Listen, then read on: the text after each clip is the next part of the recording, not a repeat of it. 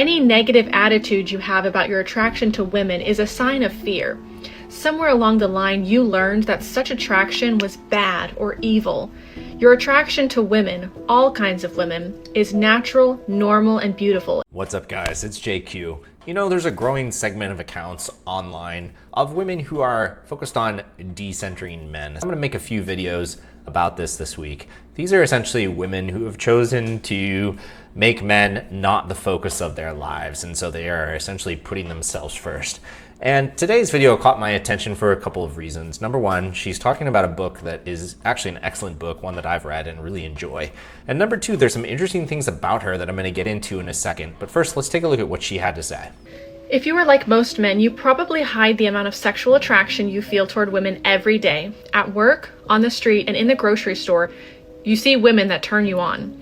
Sometimes you might want to have with them.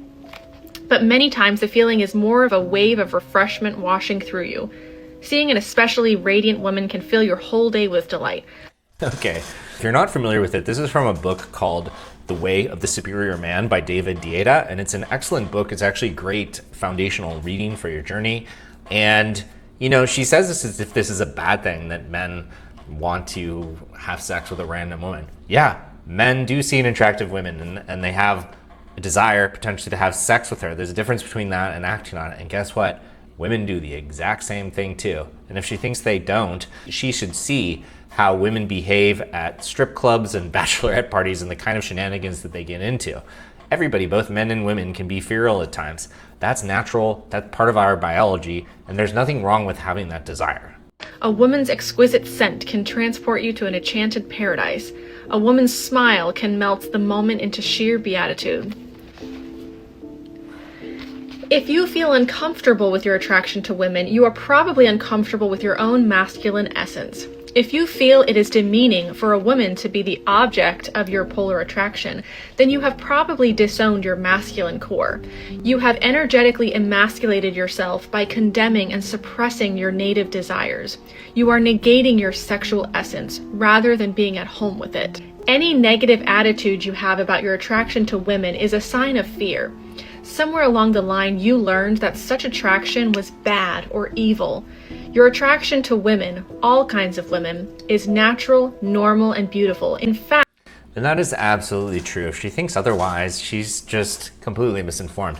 Why does she think anything exists in the world? All the world's most beautiful cities, all the great monuments, all the great technological advancements, at its core, were designed by men because they wanted to get laid. They wanted money, fame, power, whatever it is, to have access and to be able to procreate. It's a biological desire that we all have, and there is nothing wrong with it. It is beautiful, and it should be something that is celebrated. Absolutely nothing wrong with this.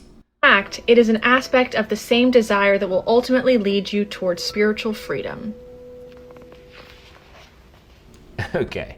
Well, what I think is interesting about this creator is that she is, you know, I'm not going to give her too hard of a time because she's done some things well in her life. She is married and has a young son, and you know, by some appearances, she has a little bit of a trad wife kind of appearance in terms of the choices that she's made in her life. So why does she have this account where she's basically condemning the natural ways that men are when she has a husband and a son? I don't really understand, but I think she falls into this category of women who haven't exactly gotten everything that they want. And rather than kind of look at that and say, why is that, or make some changes in their life, they've resorted to kind of bashing men as an alternative.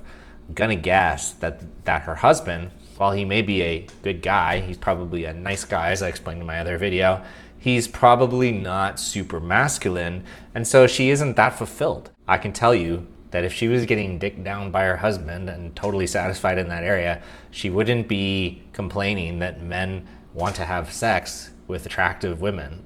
She would be saying, it's great that men want to have sex with attractive women. I love having sex with my husband. Now, everyone can make whatever choices they want in their life, and they can decide what is important to them. I have no problem with that, but we can tell just by looking at this account that this girl doesn't put a ton of effort into her appearance. She doesn't really spend time doing hair or makeup or her clothing or her fitness in such a way that would, you know, make her hotter. She could be hotter with a little bit more effort.